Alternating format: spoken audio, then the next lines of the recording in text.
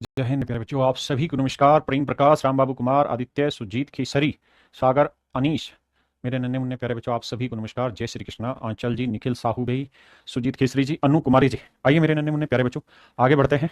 जो हम पढ़ रहे थे उसी से आगे चलते हैं। मार्कर कहाँ है? आइए, मार्कर कहाँ? आते हैं मेरे बच्चे टाइप 7 पे।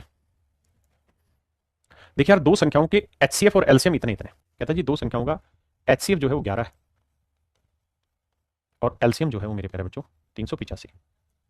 तो संख्या क्या होगी? देखो दोस्त, दो बातें समझना। पहली चीज तो ये, हम टाइप 5 पढ़ रहे हैं ना, कौन सी है? टाइप 7। तो टाइप 7 में एक लॉजिक समझिएगा। मैं आपसे ये कह रहा हूं कि भाई दो संख्याओं का एचसीएफ अगर एच है और संख्याओं का अनुपात ए अनुपात बी, तो एक बात हमेशा ध्यान रखिएगा कि संख्याएं हो जाएंगी एच ए और एच बी। आपने कहा हाँ सर, ये बात तो पहले पढ़ रही है।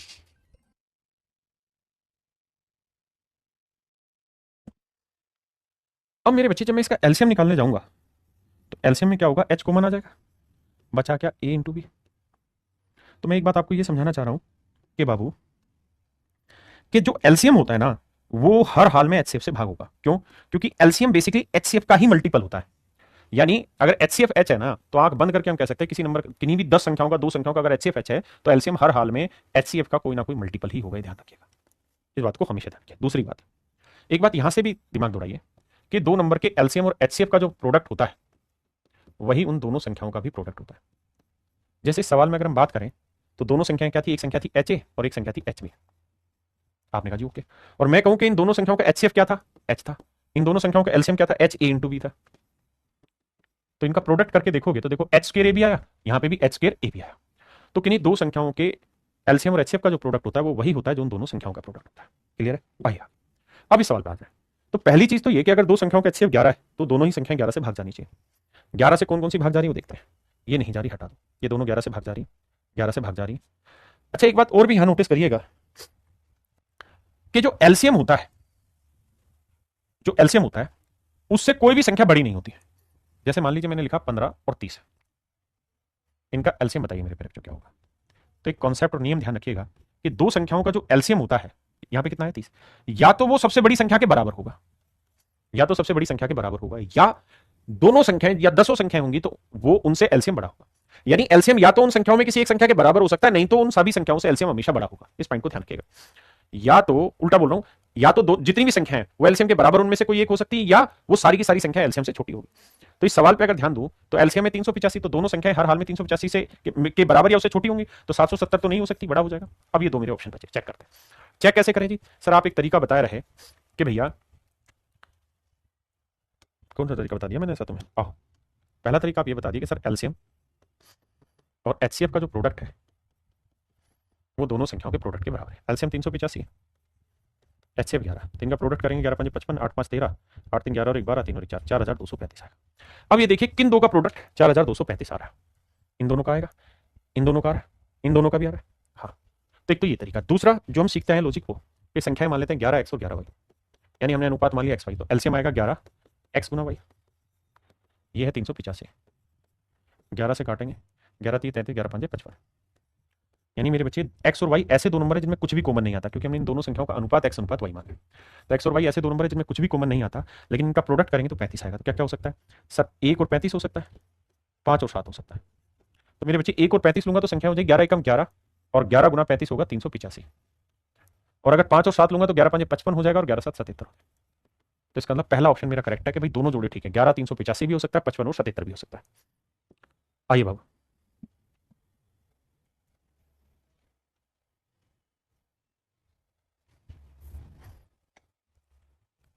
देखिए मेरे बच्चे, सवाल में कह रहा है,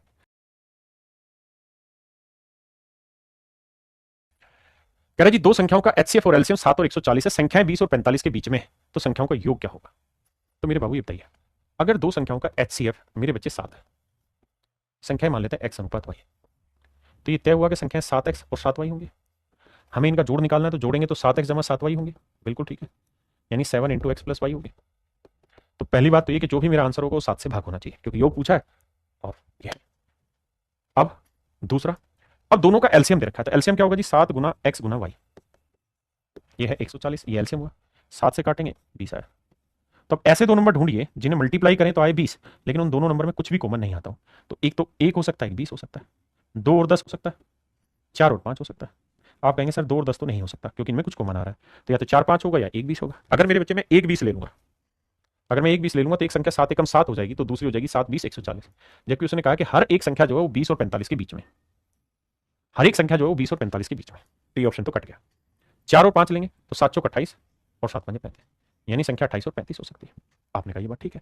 अगर 28 और 35 होंगी तो जोड़ेंगे तो 8 5 13, यानी 63 हो जाएगी। समझ रहे हैं ना मेरी बात? यानी 4 और 5 है तो 4 और 5 9, 9 7 63 मेरा डायरेक्ट आंसर है।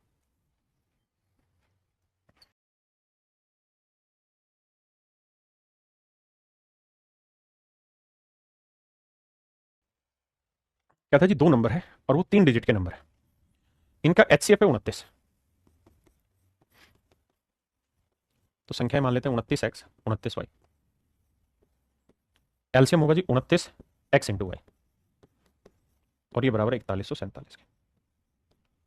सवाल में कह रहा है जी इन दोनों ही संख्याओं का योग ज्ञात करें। तो इन दोनों को जोड़ोगे तो जोड़ आएगा 29 गुना x प्लस वाई। तो मेरे प्यारे बच्चों ये वाली वैल्यू का उत्तर हमें बताना है, और ये चीजें हमें देखिए, पहले इतनी बात पढ़िए।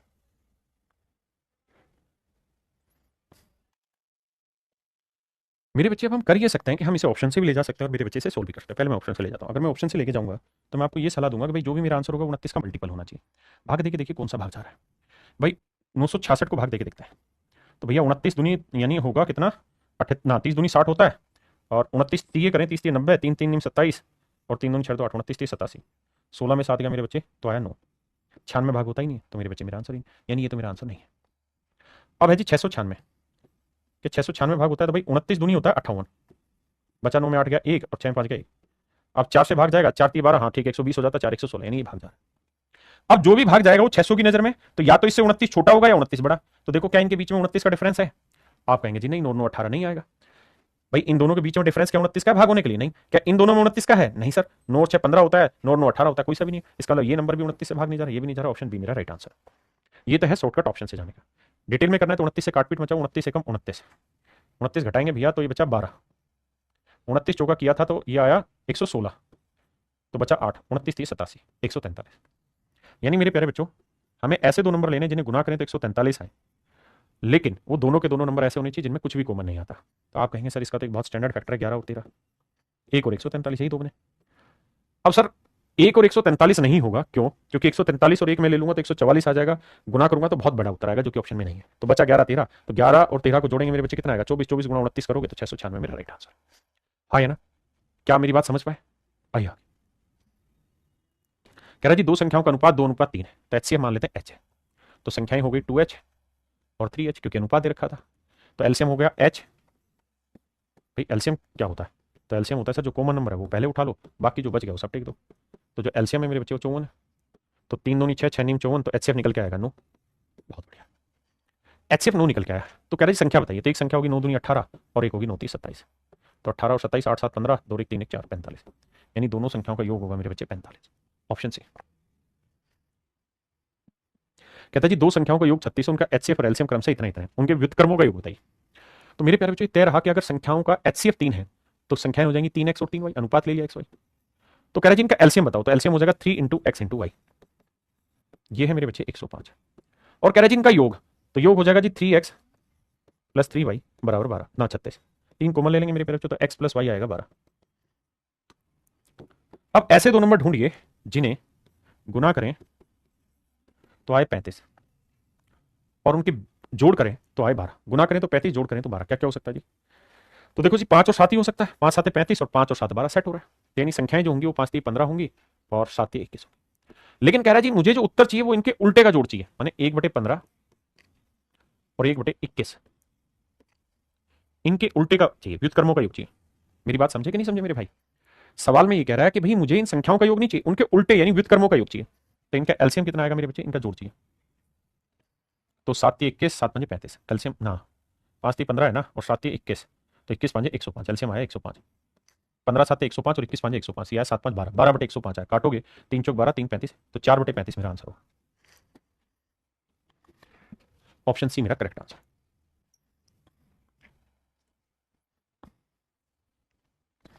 देखिए जी कह रहा है दो संख्याओं का एलसीएम उनके एचसीएफ का 12 गुना है। कहता है एलसीएम जो है मेरे प्यारे बच्चों वो एचसीएफ का 12 गुना है। मतलब देसी भाषा में बोले तो एचसीएफ को अगर मैं एच कह दूं तो एलसीएम हो जाएगा 12H। हाँ जी, कहता है इन दोनों का जोड़ है 403, तो जोड़ेंगे तो 12 और 1 13H। 13H जो है वो 403 है। सोल्व करेंगे तो H की वैल्यू आएगी 13 3 39, 13 कम 13, HC5 है मेरे बच्चे 31। अब कहता है जी एक संख्या 93 है तो दूसरी संख्या ज्ञात करिए। तो देखिए मेरे बच्चे, सवाल ने कहा जी इनका एलसीएम है 12H है, बिल्कुल ठीक है।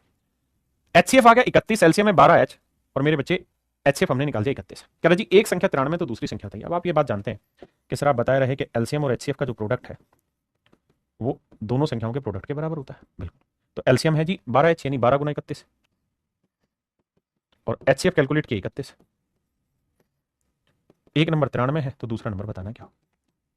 देखिए जी कटिंग करते हैं, 31 थी 93, 3 चौक 12, तो जो सेकंड नंबर निकल के आया वो 4 एकम 4, 4 थी 12, वो 124। यानी मेरे प्यारे बच्चों ऑप्शन ए मेरा यहाँ पे करेक्ट आंसर।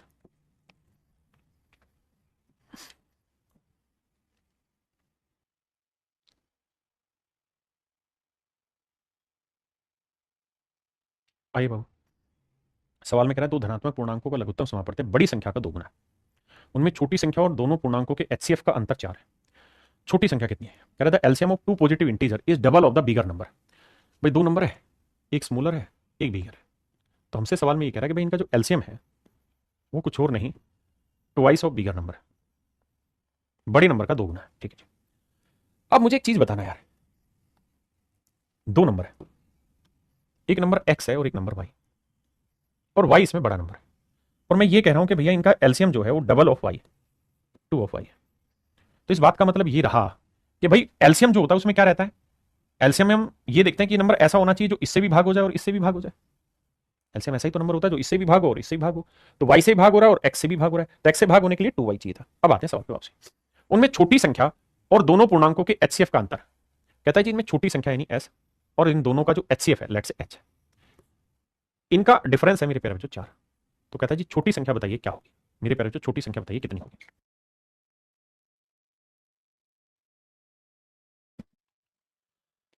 अब मैं क्या कर रहा हूं मेरे भाई, मैं ये मान ले रहा हूं कि भाई दोनों संख्याओं का एचसीएफ एच है, दोनों संख्याओं का एचसीएफ एच है, बिल्कुल ठीक है, और संख्याओं का अनुपात एक्स अनुपात वाई। आपने कहा जी ठीक है, आपने दो संख्याओं का एचसीएफ एच मान लिया और संख्याओं का अनुपात एक्स अनुपात वाई, तो और मैं ये मान रहा हूं कि वाई जो है वो बड़ा है और एक्स जो है वो छोटा है, this is smaller ratio this is larger ratio. तो संख्याएं क्या होंगी, एच वाई और एच एक्स, तो बड़ी संख्या होगी एच वाई और छोटी संख्या होगी एच एक्स, बिल्कुल ठीक है। मैं कहूं यार इन दोनों का एलसीएम निकालो, तो आप कहेंगे जी जो कॉमन है पहले वो निकालो, फिर जो बच गया वो ले लो। और सवाल में कह रहा है कि इनका जो एलसीएम है वो बड़े नंबर का यानी एच वाई का डबल है, बड़ी संख्या का डबल है दोस्त। तो देखो यार एच से एच गया, वाई से वाई गया, तो यहां से एक्स की वैल्यू निकल के आई मेरे बच्चे। तो आप कहेंगे जी हाँ समझ में अभी बात। अब कहता जी स्मॉलर नंबर ले लो that is H X minus HCF, HCF हमने एच माना था। क्या मेरी बात समझे कि नहीं समझे? और एक्स की वैल्यू कितनी मेरे बच्चे 2h, आराम से मेरी बात समझो, एक्स की वैल्यू कितनी है 2, तो यानी छोटा जो नंबर है वो 2h आया, तो यहाँ रख देता हूँ 2h। कहता जी ये वाली वैल्यू है 4, आराम से समझो भाई, यहां से हमने एक्स की वैल्यू निकाल दी, तो सवाल ने यही कहा कि भाई 2h जो है यानी एक्स की वैल्यू 2 है तो 2h होगी छोटी संख्या, तो छोटी संख्या और एचसीएफ का जो डिफरेंस है वो 4 है, तो घटाएंगे 2h में एच गया, एच आया, एच की वैल्यू आई मेरे बच्चे 4। तो अब हमसे पूछ रहे छोटी संख्या बताओ, तो छोटी संख्या थी 2h, तो h की वैल्यू 4 है तो 4 दूनी 8, तो मेरे बच्चे छोटी संख्या होगी 8। तो ऑप्शन सी मेरा यहाँ पे करेक्ट आंसर, ऑप्शन सी मेरा मेरे बच्चे यहाँ करेक्ट आंसर है।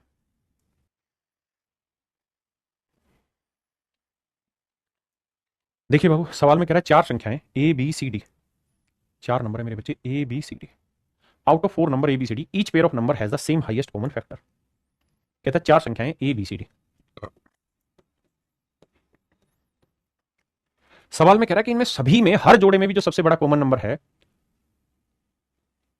सभी का कॉमन फैक्टर जो है यानी सभी का एचसीएफ एक ही है, यानी इसमें भी एचसीएफ एच है तो इसका भी एच है, इसका भी एच है, इसका भी, यानी सभी में एचसीएफ एच ही आ रहा है।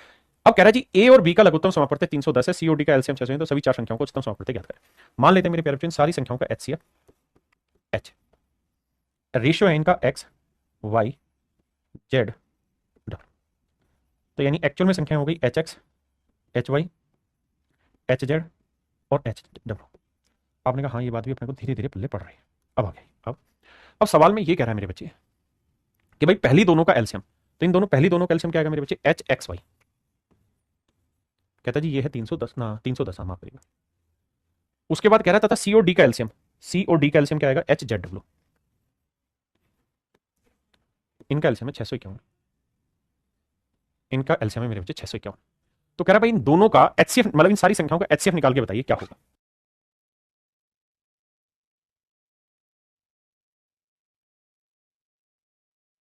अब मेरे बच्चे एक बात बताना, सवाल ने बात पहले ही बोली कि भाई एक्स वाई जेड डब्ल्यू में कुछ भी कॉमन नहीं आता, क्योंकि कॉमन आता तो ये रेशियो ही नहीं होते। भाई उसने ये खुद ही तो कहा कि इन सभी का जो एचसीएफ है वो एच ही, हर जोड़े का भी एचसीएफ एच है। ऐसा नहीं कि इन दोनों में कुछ कॉमन आएगा, ना इन दोनों में आएगा, ना इनमें आएगा, ना इनमें आएगा, किसी में कुछ कॉमन नहीं आएगा। और कुछ कॉमन नहीं आएगा तो हम कह सकते हैं ये सारे के सारे आपस में को प्राइम नंबर है। तो इसका मतलब 310 के अंदर भी एच मौजूद है, और मेरे बच्चे 651 के अंदर भी एच मौजूद है, और एक्स वाई जेड डब्ल्यू में कुछ कॉमन आएगा नहीं। तो इन दोनों नंबर का जो एचसीएफ होगा वही मेरे बच्चे आपका एक्चुअल में एच होगा। अब 310 और 651 का एचसीएफ निकालते हैं। भाई 310 के फैक्टर करें तो 31 गुना 10 आता है, 10 होता है 2 गुना 5, और मुझे निकालना है एचसीएफ। तो ये तय रहा कि इन दोनों में 2 तो कॉमन आएगा नहीं क्योंकि ये ओड है, ना 5 कॉमन आएगा, तो बचा क्या 31, 31 हो सकता है, 31 दूनी 62, बचा कितना मेरे बच्चे 3, 31 से कम 31 भाग हुआ, यानी एचसीएफ आया 31, मतलब इन दोनों संख्याओं का एचसीएफ हुआ 31। यानी आपको पेपर में सवाल में क्या करना है, सब पेपर को मारो गोली, अभी कॉन्सेप्ट समझो कि अगर ऐसे 4 संख्याएं दे दे, और अगर 4 संख्याएं दे दो और कहे कि हर एक जोड़े का एचसीएफ सेम है, तो इसका मतलब ये एक्स वाई जेड डब्ल्यू ऐसे नंबर होंगे जिनमें कुछ भी कॉमन नहीं आता। तो पहले 2 का जो एलसीएम होगा और आखिरी 2 का जो एलसीएम होगा, इन दोनों में ही जो कॉमन आएगा सबसे बड़ा नंबर, वो एक्चुअल में उन दोनों संख्याओं का एचसीएफ ही होगा। तो हम डायरेक्ट यहां से कर सकते थे। मेरे प्यारे बच्चों, सवाल में कह रहा है कि भाई किन्हीं 2 संख्याओं के एलसीएम और एचसीएफ का जोड़ दिया हुआ है, संख्याओं का अनुपात 11:16 है, तो इन संख्याओं के एलसीएम एचसीएफ का अंतर क्या होगा। देखो मेरे बच्चे, हम मान लेते हैं कि इन दोनों संख्याओं का एचसीएफ एच है, तो संख्याएं होगी 11h और 16h, क्योंकि रेशियो दिया हुआ है। तो इनका एलसीएम कितना हो गया, तो h इंटू 11 इंटू 16, बिल्कुल ठीक है। और एचसीएफ कितना है जी, h, और सवाल ने यही तो कहा कि भाई इनके एचसीएफ और एलसीएम का योग दे रखा है 4956, बिल्कुल ठीक है। 11 को 16 से करेंगे, 6 6 1 7, 176 है, 176 और 1 177, तो 177 गुना h, तो 4956, बहुत सुंदर। अब कैलकुलेशन करो और भाई एच की वैल्यू निकालो। देखो कि 4956 को किससे भाग दे, भाई देखो 7 को किससे भाग दे, 6 7 7 7 दूनी 14 7 21 7 28, यानी 4 से नहीं 5 6 7 वाली 6 8 48 8 7 56, यानी एच की वैल्यू जो भी होगी उसका यूनिट डिजिट 8 होगा। तो 8 से तो जाएगा नहीं, 18 से देखो, 18 7 126, 18 7 126 और 12 26 और 12, भाई 18 7 156 15, 26 और 15, 6 5 11 2 1 3 2 1 3 1 4 141 है, लेकिन ये भाग नहीं जा रहा। देखना भाई किससे भाग जा रहा है,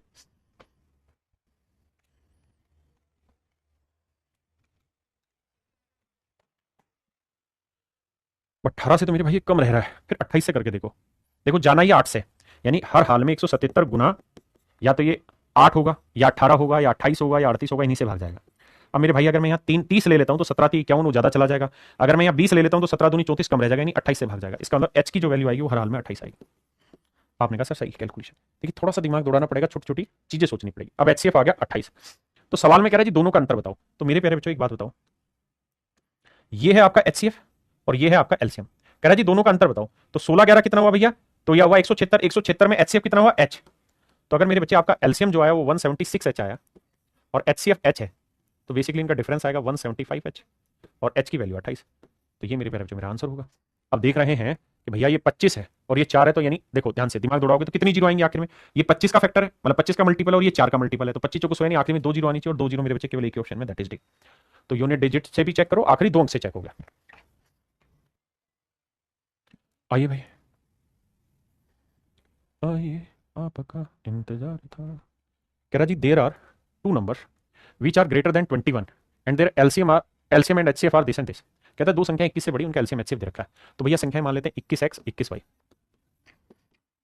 अब बाबू एक बात बताओ, अगर मैं इनका एलसीएम पूछूं तो आप कहोगे जी 21x गुना वाई, और ये मेरे बच्चे 3003। अब यहां दिमाग आएगा आपको छोटी छोटी बातों का। 3003 को 3 गुना 1001 लिख सकते हैं, और मेरे बच्चे कितनों बार बताया कि 1001 को आप लिख सकते हैं 7 गुना 11 गुना 13। बहुत कमाना है डाटा। जब इसे काटने जाओगे तो 21 होता है, 7 21 कट जाएगा, तो बचा कितना 11 गुना 13। इसका मतलब x इंटू वाई, ऐसे 2 नंबर ढूंढने हैं जिनका प्रोडक्ट 11 गुना 13 यानी 143 हो, क्योंकि ये कट लेगा 21 से। अब ऐसे 2 नंबर ढूंढो जिनका मल्टीप्लिकेशन 143 है लेकिन उनमें कुछ भी कॉमन ना है, क्योंकि एक्स वाई मैंने रेशियो लिया। तो आप कहेंगे 1 और 143 और 11 और 13। मेरे बच्चे ये रिजेक्ट हो जाएगा, क्यों, क्योंकि अगर x की वैल्यू 1 ले लूंगा तो 21 से कम 21 एक संख्या 21 आ गई, जबकि सवाल ने कहा कि भाई दोनों ही संख्या 21 से बड़ी है, तो इसलिए कैंसिल हो गया। अब बचा कितना मेरे बच्चे 11 13। तो कह रहा है कि इन दोनों संख्याओं का योगफल ज्ञात करो, तो जोड़ोगे इन दोनों को तो 21 कॉमन आ जाएगा इंटू एक्स प्लस वाई, तो 11 और 13 24, तो 21 गुना 24 मेरे बच्चे राइट आंसर। इकाई अंक पकड़ोगे तो 4 एकम 4 आना चाहिए इकाई अंक, तो ना इसमें है ना इसमें। अब मेरे बच्चे 3 से ये भी भाग जा रहा है, 3 से यानी 9 से भाग जाना चाहिए, तो 5 4 9 ये भाग नहीं जा रहा, तो वो मेरा आंसर, यानी ऑप्शन ए मेरा राइट आंसर।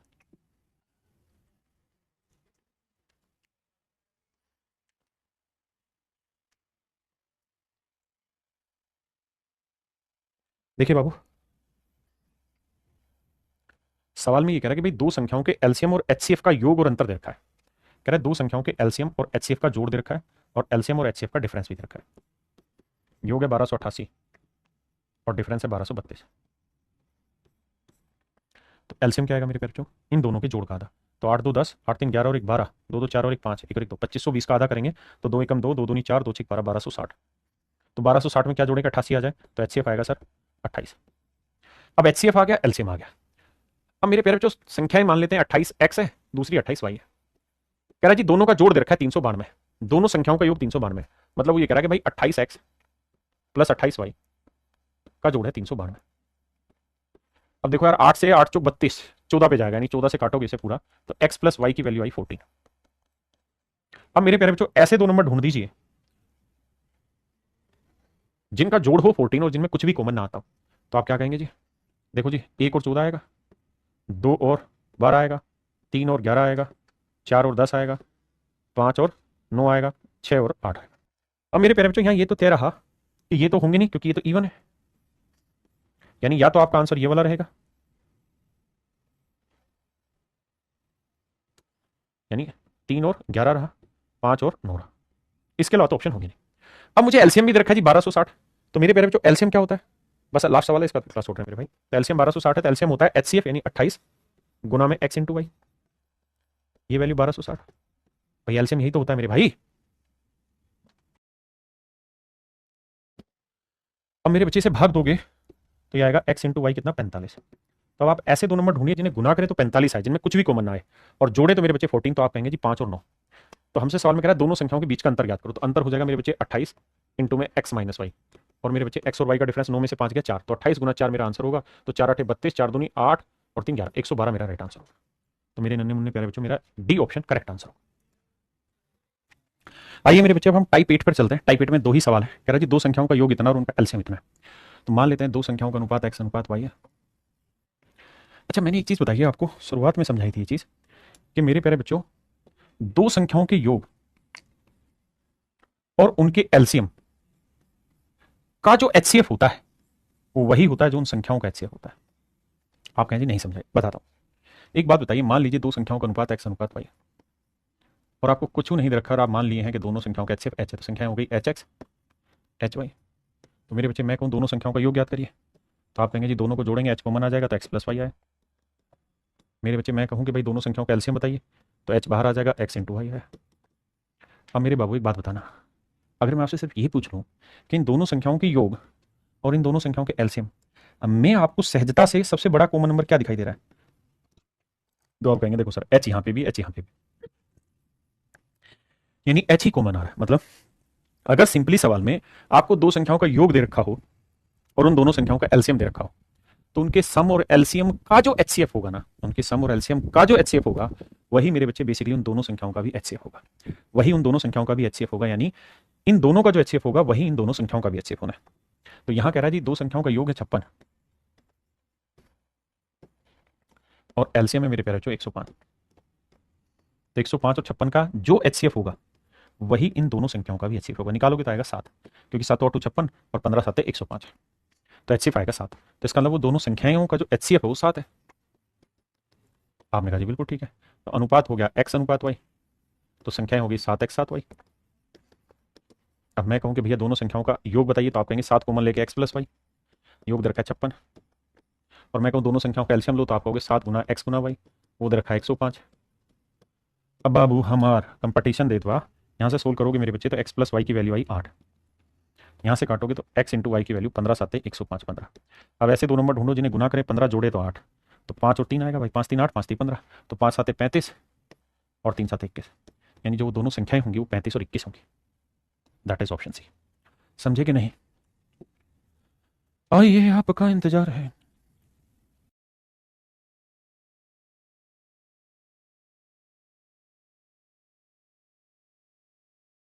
कह रहा जी दो संख्याओं का एलसीएम इतना है और उनका अंतर इतना, सेम ही कहानी मेरे बच्चे, जो इनके डिफरेंस और इनके एलसीएम का एचसीएफ होगा वही बेसिकली उन दोनों संख्याओं का एचसीएफ होगा। सोचिए यहां पे माइनस आ जाएगा, डिफरेंस होगा तब भी एच ही कॉमन रहेगा। तो भैया 54 और 12 60 में, 2 चौका 8 8 6 नीम 54 तो 8 1 9, पहली बात तो 9 कॉमन आएगा, दोनों जगह 9 से भाग जा रहा है ना।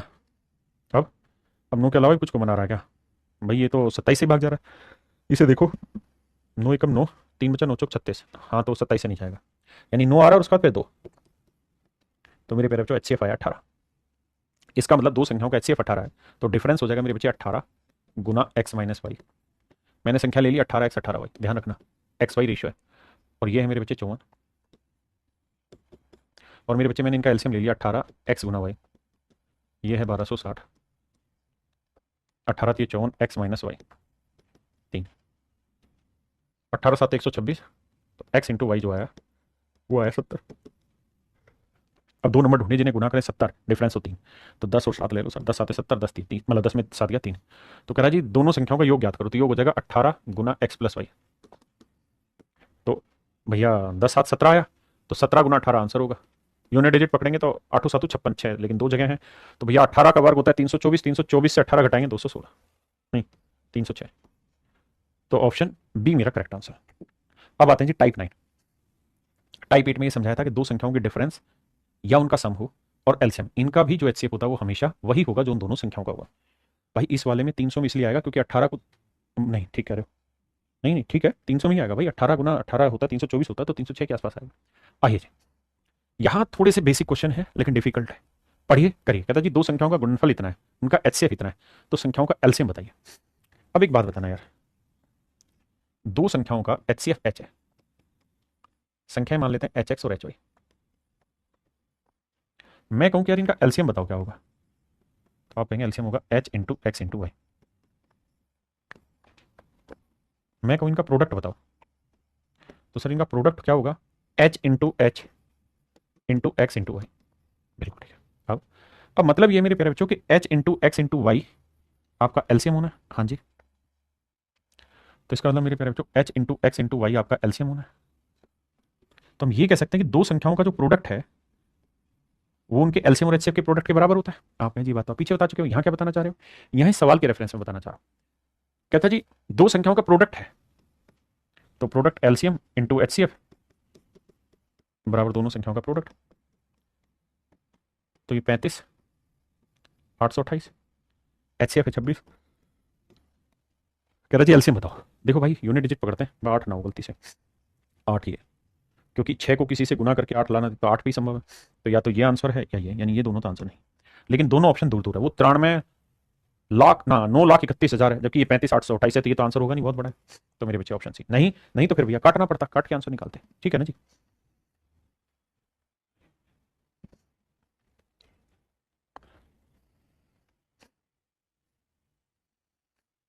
अब मेरे बच्चे बताइए दो संख्याओं के एलसीएम और एचसीएफ का जो प्रोडक्ट है वो बेसिकली उन दोनों संख्याओं के प्रोडक्ट के बराबर होता है। आपने कहा तो एलसीएम और एचसीएफ का प्रोडक्ट हुआ 24,300,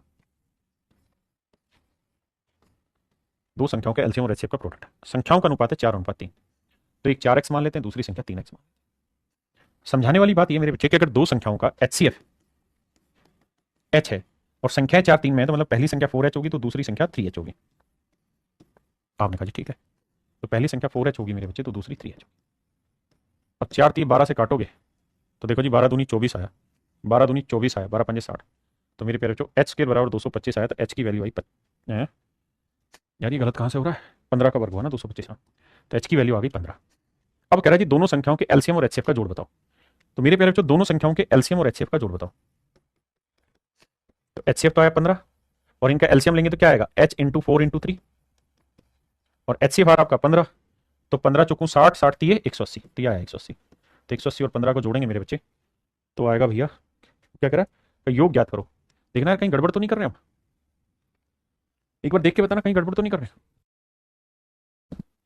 अच्छा इसे काटने में गलती कर दी, ठीक कह रहे हो भाई, यहां गड़बड़ कर रहे हैं हम, ये आएगा 2025, माफी भाई माफी, काटने में मिस्टेक हो गई थी। 12 से 12 दूनी 24, ना जाने की जीरो, फिर 12 दूनी 24, 12 पंजे 60। तो ये आएगा मेरे बच्चे 45 का वर्ग। माफी भाई माफी, हाथ जोड़ के माफी। तो एच सी एफ 45 आया, तो एच सी एफ तो 45 है। अब मेरे भाई यहां देखेंगे तो एलसीएम ये आया, तो 45 गुना 4 गुना 3, तो भैया 45 चौके 180, 180 थी 540, 540 में 45 जोड़ेंगे 585। तो मेरे प्यारे बच्चों मेरा राइट आंसर होगा ऑप्शन बी 585। मेरे प्यारे बच्चों मेरा राइट आंसर होगा 585। हाँ है ना?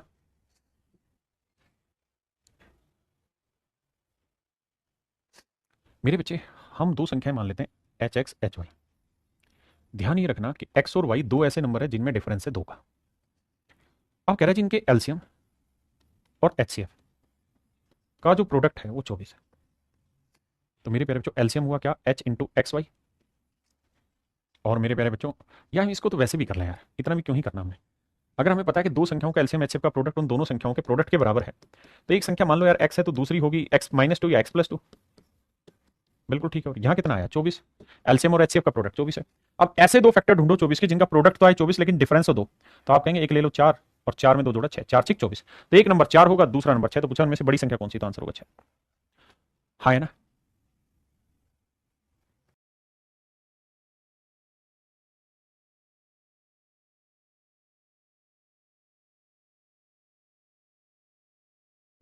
आइए बाबू, सवाल में क्या कह रहा है, कहता है दो संख्याओं का अनुपात इतना है, इन संख्याओं का एलसीएम और एचसीएफ का प्रोडक्ट इतना है।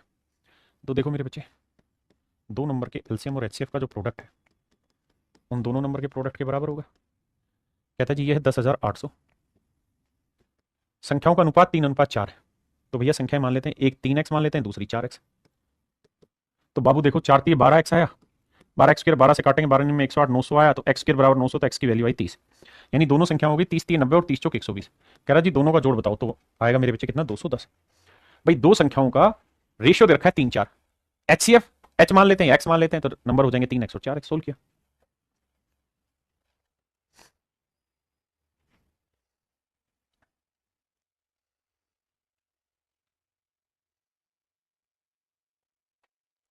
आइए बाबू, हमें ये पता है कि भाई दो नंबर के एलसीएम और एचसीएफ का जो प्रोडक्ट है वो दोनों नंबर के प्रोडक्ट के बराबर है।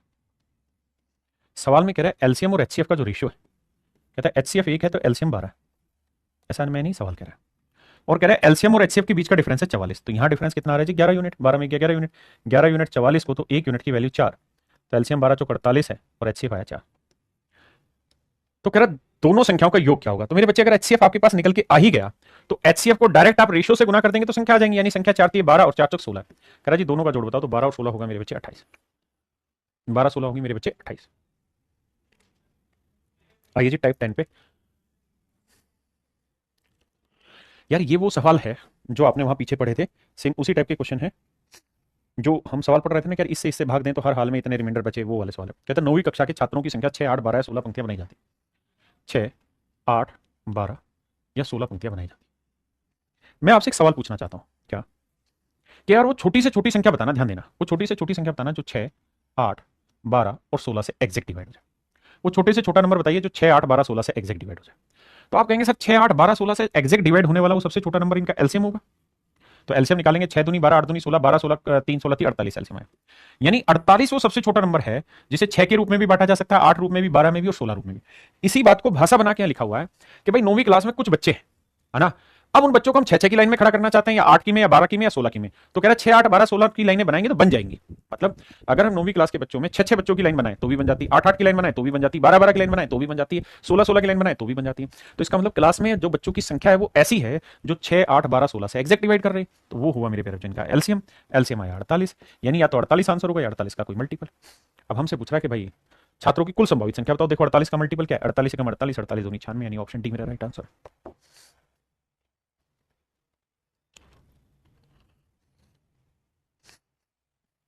देखिए यार इस कॉन्सेप्ट से पहले एक कॉन्सेप्ट सिखाता हूं, आओ।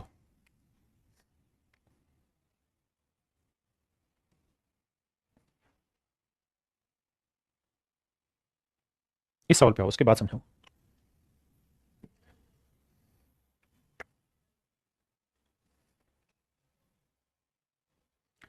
देखिए बाबू, कॉन्सेप्ट सिखा रहा हूं। सवाल में कह रहा है कि एक ही समय पर एक गोलाकार स्टेडियम के चारों ओर एक ही दिशा में दौड़ना शुरू करते हैं।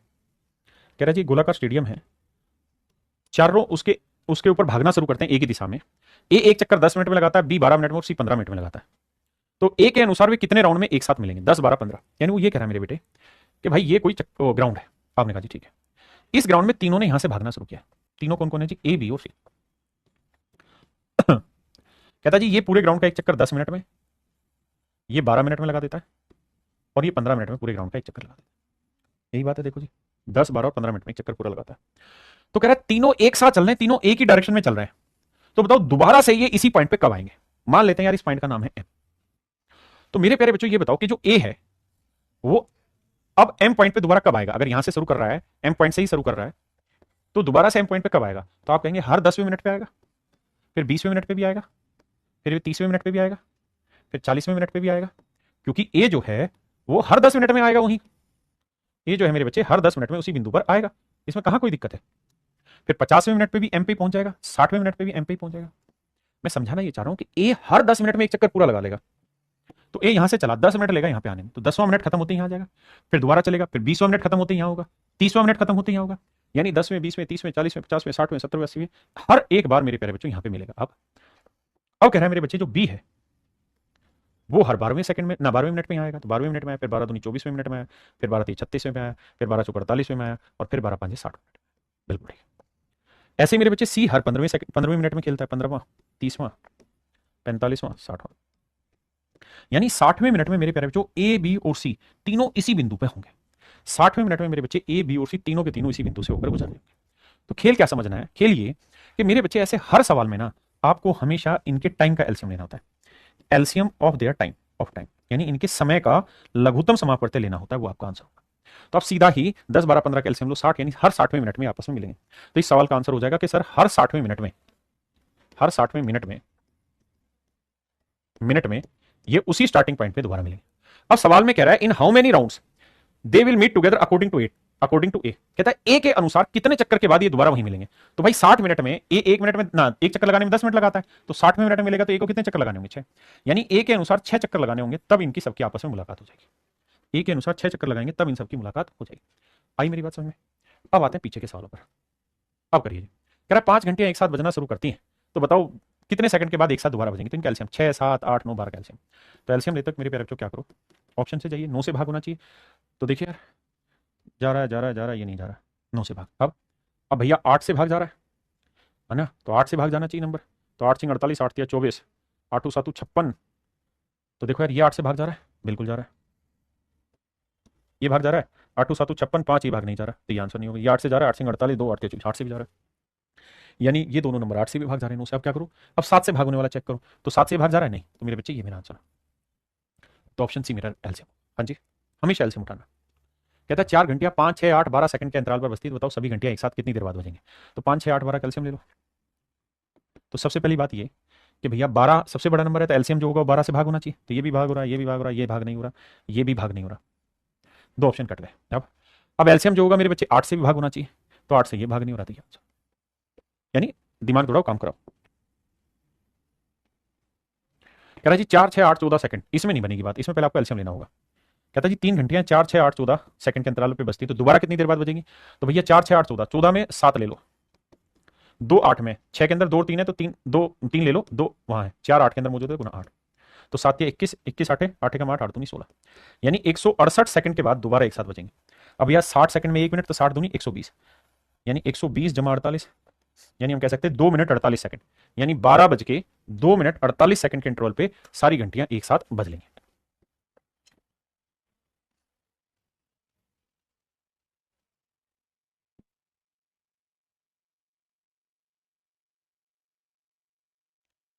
देखिए बाबू,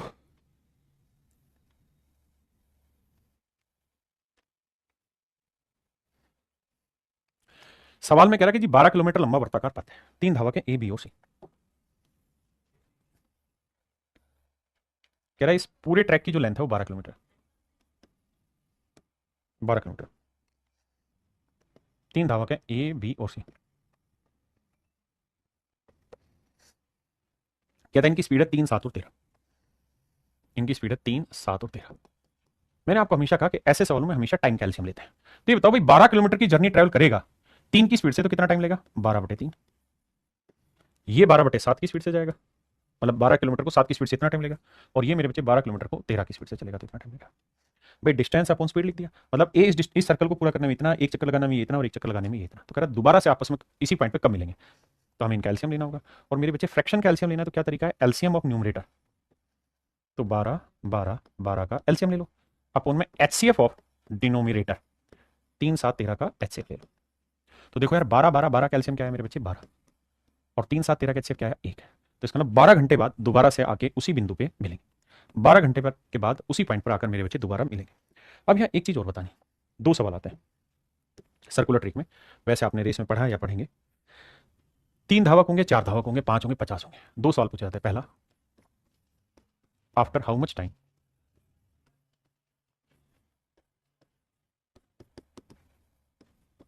they will meet first time